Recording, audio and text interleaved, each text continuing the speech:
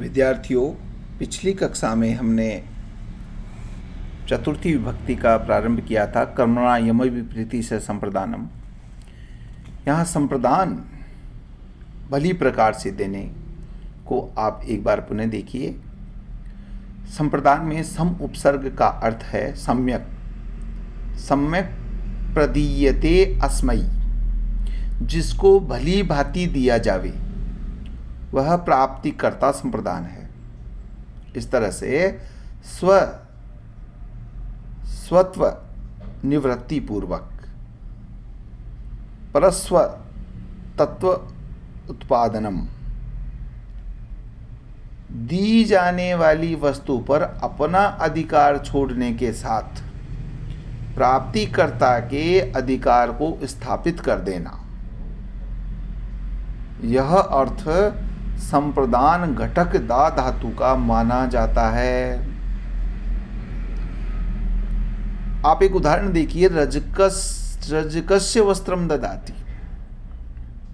जैसे ब्राह्मण को गाय देता है तो उसमें गाय के ऊपर खुद का अधिकार समाप्त करके देने वाला विप्र का अधिकार स्थापित करता है।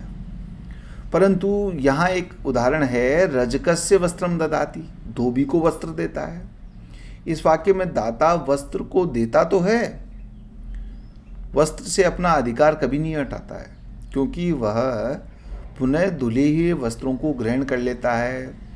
अतः दा धातु का प्रयोग होने पर भी रजक शब्द में संप्रदानता नहीं होने से चतुर्थी नहीं होगी, अपितु से षष्ठी से षष्ठी विभक्ति हो जाएगी। रजकस्य वस्त्रम ददाति। आगे एक सूत्र है, चतुर्थी संप्रदाने। संप्रदान में चतुर्थी होती है। अनभिहिते का यहाँ अधिकार आता है और अनुक्त संप्रदान कारक में चतुर्थी विभक्ति होती है। विप्राय गाम ददाति, ब्राह्मण को गाय देता है। ब्राह्मण को राजा भी दे सकता है, कोई सामान्य व्यक्ति भी दे सकता है। विप्राय गाम ददाति। इस वाक्य में कर्ता दान क्रिया के कर्म गो के द्वारा विप्र को संतुष्ट करता है, अपना अधिकार उस गाय से हटाकर दूसरे का अधिकार अर्थात विप्र का अधिकार स्थापित करता है। अतः विप्र को कर्मणा यम विपरीति से संप्रदानम सूत्र द्वारा संप्रदान संज्ञा होकर के चतुर्थी संप्रदाने सूत्र से चतुर्थी विभक्ति हो जाएगी। दीयते अस्मै दानियो विप्राः।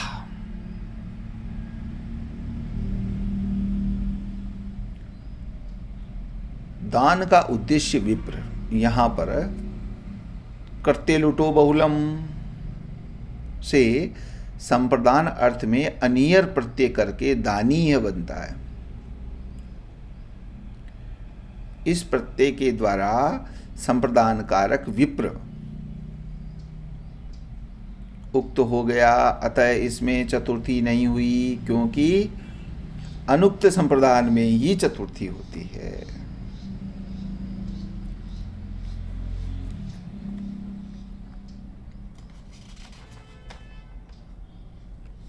अब यहाँ एक वार्तिक आ रहा है, क्रिया यम विप्रेति सोपि संप्रदानम। सूत्र में तो था कि कर्मणा यम विप्रेति स संप्रदानम, कर्म के द्वारा कर्ता जिसको संतुष्ट करता है। पर यहाँ क्रिया के द्वारा जो संतुष्ट करता है, क्रिया यम विप्रेति सोपि संप्रदानम, क्रिया के द्वारा जिससे संबंध स्थापित करे वह भी संप्रदान संज्ञक है। वहाँ कर्म के द्वारा, यहाँ क्रिया के द्वारा। इस वार्तिक में क्रिया यम विपरीति सोपि संप्रदानम, पत्ते सेते, पति के लिए सोती है। शयन क्रिया द्वारा पति से संबंध स्थापित हो रहा है, अतः पति को संप्रदान संज्ञा होती है और उसमें चतुर्थी विभक्ति हो जाएगी। पत्ते से ते। आगे एक वार्तिक आ रहा है, यजे कर्मणः करण संज्ञा संप्रदानस्य च कर्म संज्ञा।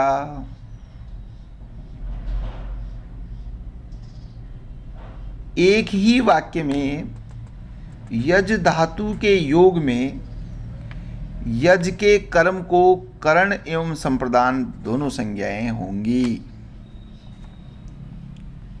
एक ही वाक्य में यज धातु के योग में यज के कर्म को करण संज्ञा एवं संप्रदान संज्ञा को कर्म संज्ञा हो जाती है। पशुना रुद्रम जयति, पशु के लिए, रुद्र के लिए पशु को देता है।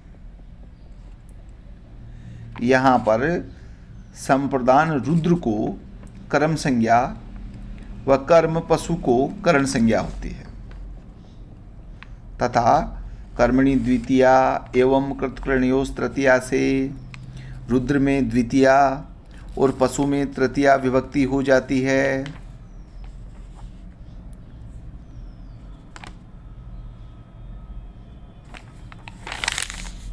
इसके बाद हम अगला सूत्र देखेंगे जो आपको स्क्रीन पे दिखाई दे रहा होगा। अष्टाध्यायी के प्रथम अध्याय के चतुर्थ का 33वां सूत्र है। रुच्यार्थानां प्रीयमाणः, रुचि अर्थ वाली धातुओं के प्रयोग में प्रियमाण प्रसन्न होने वाला, प्रियमाण को संप्रदान संज्ञा होती है।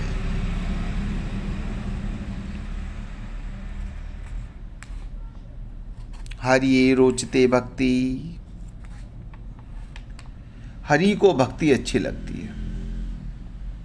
इस वाक्य में रुच धातु के प्रयोग में प्रियमाण हरि को संप्रदान संज्ञा होती है तथा चतुर्थी संप्रदाने सूत्र द्वारा चतुर्थी विभक्ति हो जाएगी।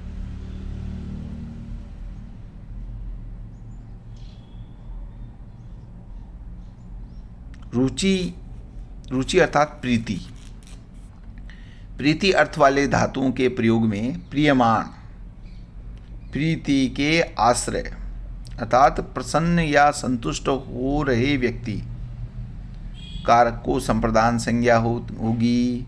हरिये रोचते भक्ति, हरि को भक्ति अच्छी लगती है। यहाँ रुच धातु का प्रयोग है और कर्तृ भक्ति है। भक्ति से हरि प्रसन्न हो रहे हैं अतः प्रियमाण भी हरि है। रुच्यार्थानां प्रियमाण से प्रियमाण हरि को संप्रदान संज्ञा होगी तथा चतुर्थी संप्रदान से हरि से चतुर्थी विभक्ति होगी। भक्ति स्विषयक प्रीति को हरि में उत्पन्न करती है, ये वाक्यार्थ है। यहाँ पर भक्ति निष्ठ व्यापार से उत्पन्न प्रीति का आश्रय होने से हरि को कर्तृप्सितमम कर्म से क्रम संज्ञा प्राप्त हुई थी, उसको अपवादत्वात् बाध कर रुचार्थानां प्रियमाण से चतुर्थी विभक्ति हो जाएगी। अन्य कर्तृ को अभिलाषो रुचि, हरिनिष्ठ प्रीते भक्ति कर्तृ प्रियमाणम किम, देवदत्ताय रोचते मोदकम पथि। प्रियमाणम किम, सूत्र में प्रियमाण शब्द क्यों कहा? रुच्यार्थानाम सूत्र में प्रियमाण पद न रखा जाए तब रुच्यार्थक धातुओं के योग में प्रियमाण अप्रियमाण सभी को संप्रदान संज्ञा हो जाएगी। अतः इस अर्थ के होने पर देवदत्ताय मोदका रोचते पथि, देवदत्त को रास्ते में लड्डू अच्छा लगता है। इस वाक्य में पथ के प्रियमाण न होने पर भी उसे संप्रदान संज्ञा हो जाएगी। पथ को संप्रदान न हो इसलिए प्रियमाण पद आवश्यक है।